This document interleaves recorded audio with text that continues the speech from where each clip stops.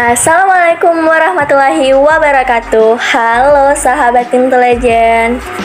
Selamat datang dan selamat mendengarkan Intelligent Pods.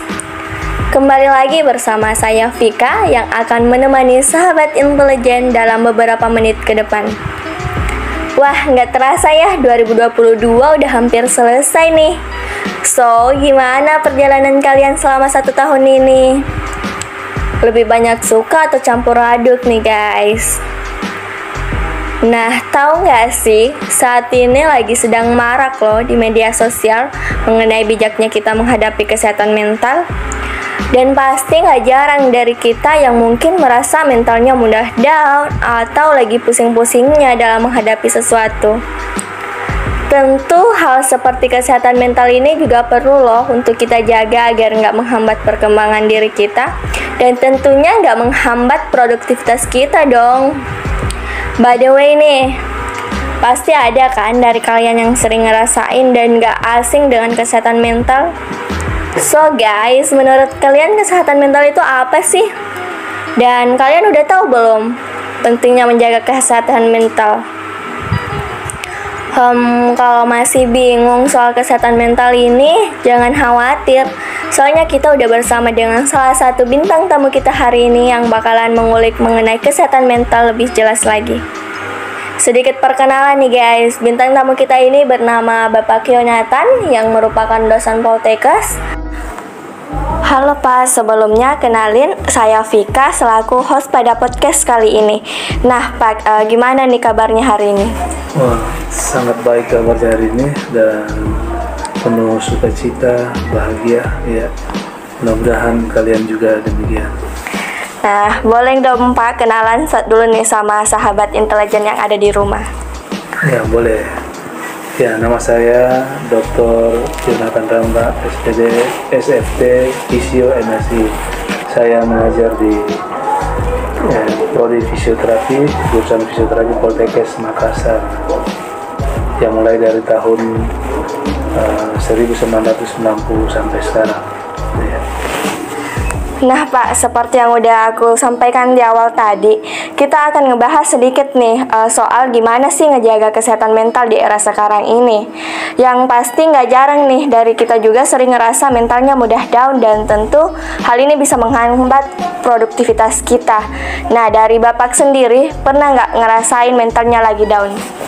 Ya, untuk mengenai kesehatan mental memang semua orang akan terpengaruh, baik tua, muda, orang kaya, orang muda, laki-laki maupun perempuan, semuanya akan terpengaruh, apalagi jika kurang mampu mengelola setiap permasalahan yang dihadapi, sehingga ini makin membuat mental kita terpengaruh.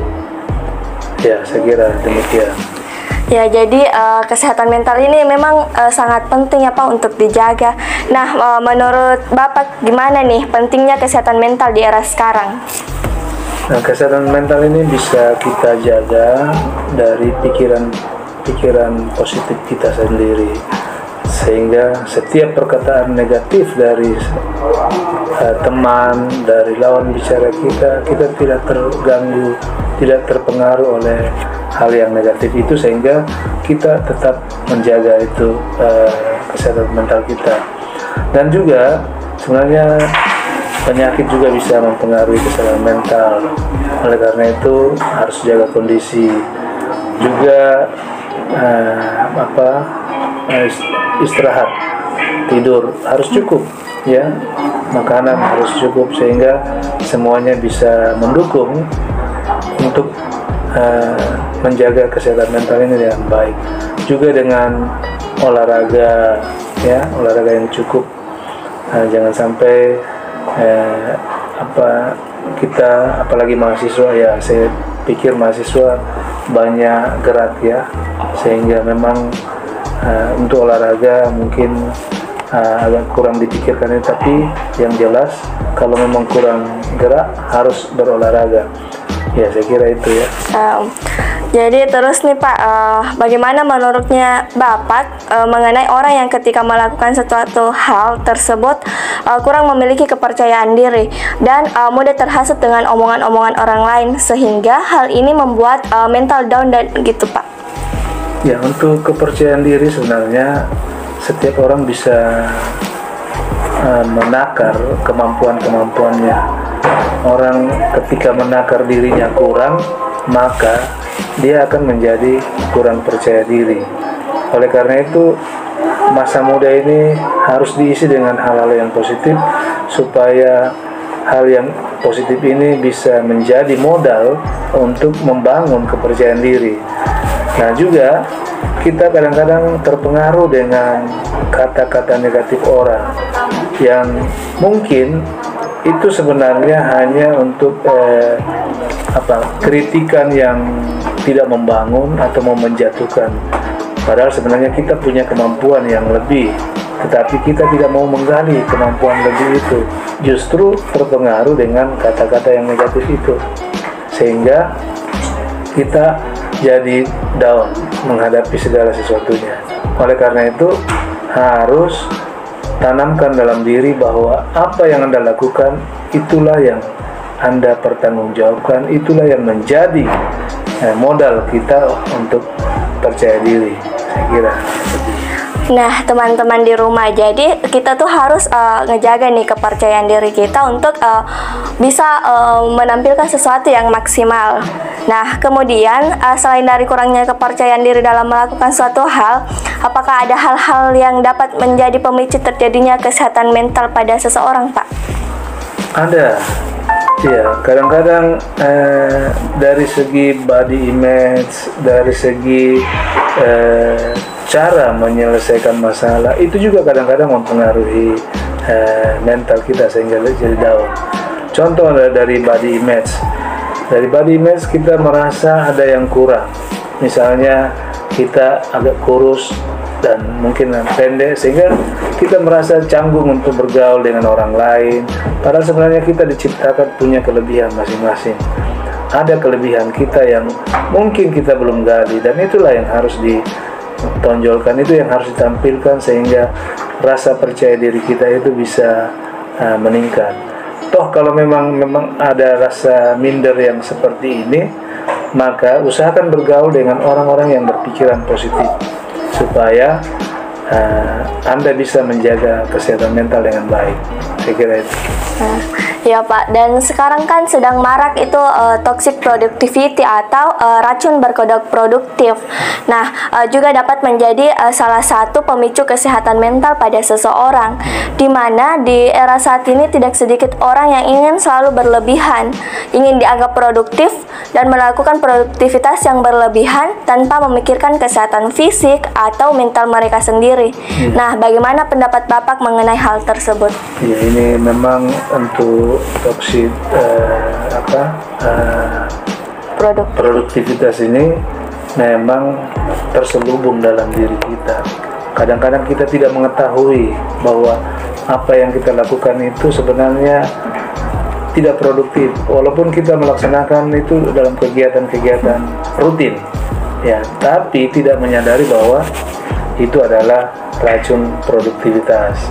Oleh karena itu, untuk melihat bahwa kita produktivitas atau tidak, maka target-target yang kita tetapkan dalam bulan per bulan atau per semester atau bahkan per tahun itu, lihat trennya bagaimana, ya.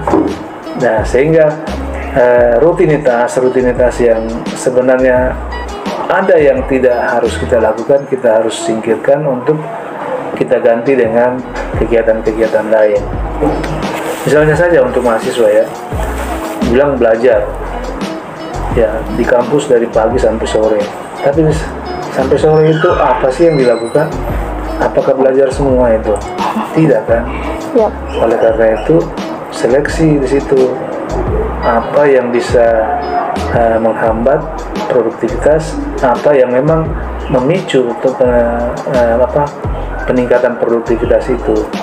Oleh karena itu, mohon kepada setiap mahasiswa, pikirkan lagi nih, ya, supaya bisa produktivitas tinggi dalam mencapai prestasi kita. Saya kira demikian. Nah, kalau dari Bapak sendiri nih, gimana sih caranya buat ngejaga biar kesehatan mental kita buat tetap aman? Nah, di era banyaknya masalah-masalah yang mungkin mudah membuat Bapak down gitu, mungkin Bapak ini bisa menyampaikan tips and trik ke sahabat intelijen.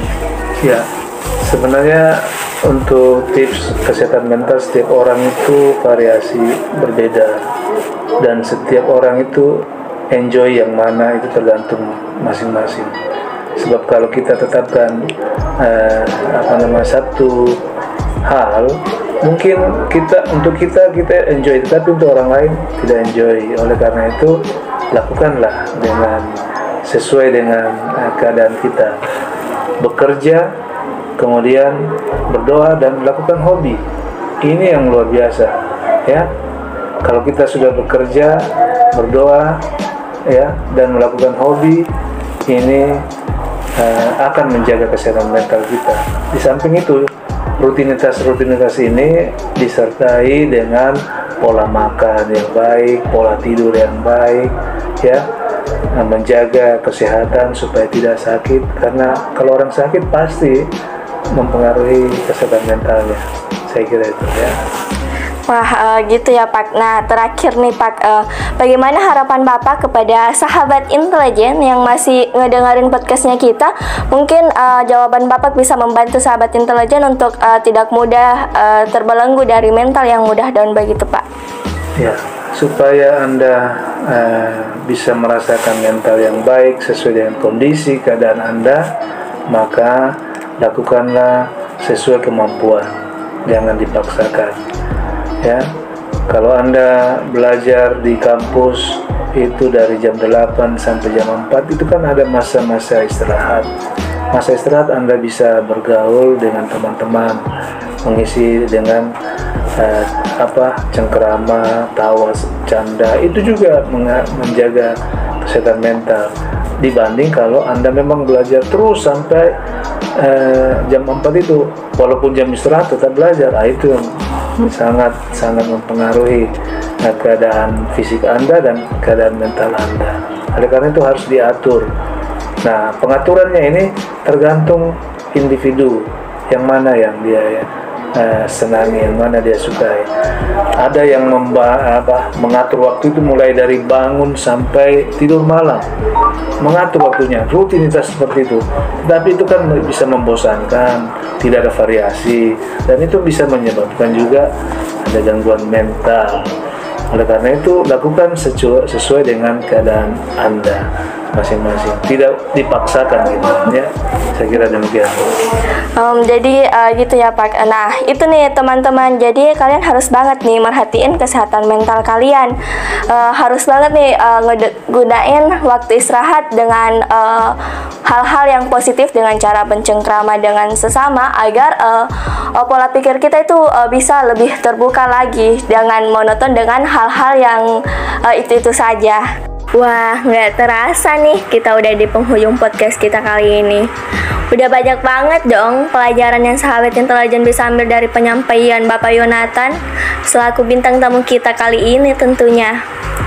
So guys, buat kalian dimanapun kalian berada, mau sesibuk apapun kalian, mau bagaimanapun aktivitas yang kalian lakukan, tetap jangan lupa ya untuk menjaga kesehatan mental kita, karena kesehatan mental itu penting banget loh guys.